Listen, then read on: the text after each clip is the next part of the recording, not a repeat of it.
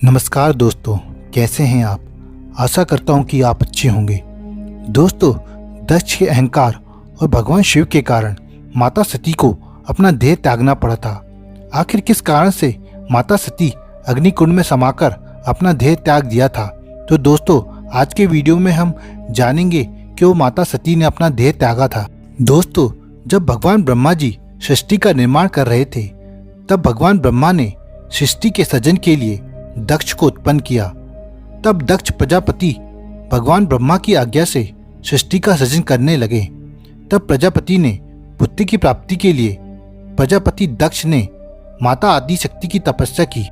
तब आदि शक्ति दक्ष प्रजापति की तपस्या से प्रसन्न होकर दक्ष से वरदान मांगने को कहा।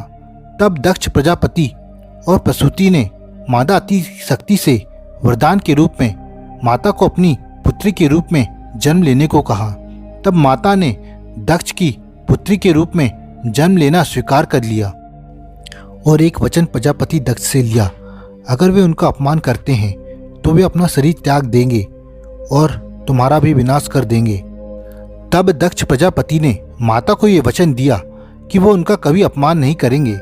तब माता सती ने प्रजापति दक्ष की आज्ञा की अवहेलना करते हुए भगवान शिव से विवाह कर लिया था। तब प्रजापति दक्ष माता को दिए हुए अपने वचन को भूल गए थे और माता सती का अपमान करने लगे थे। तब फिर क्या, भगवान शिव के यज्ञ समारोह में अपमान होने के कारण माता सती ने अपना शरीर का त्याग कर दिया था और प्रजापति दक्ष का विनाश कर दिया था। और भगवान शिव की वजह से माता सती को अपना देह त्यागना पड़ा था।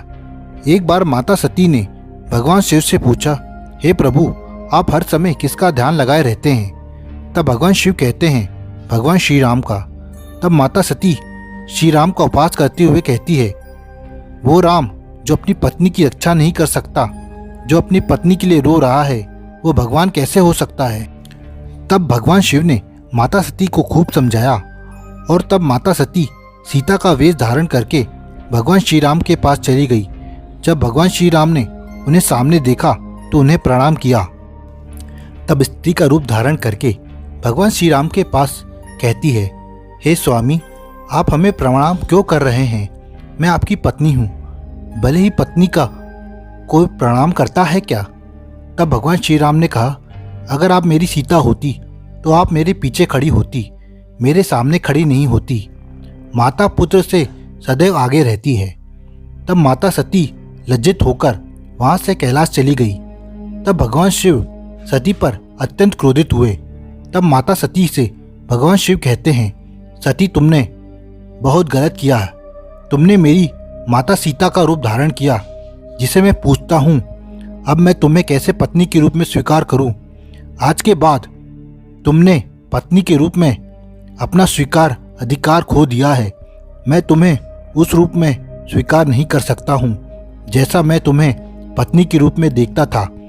इस वजह से भी माता सती को अपना देह त्यागना पड़ा। तो आपको कैसी लगी ये जानकारी माता सती के बारे में?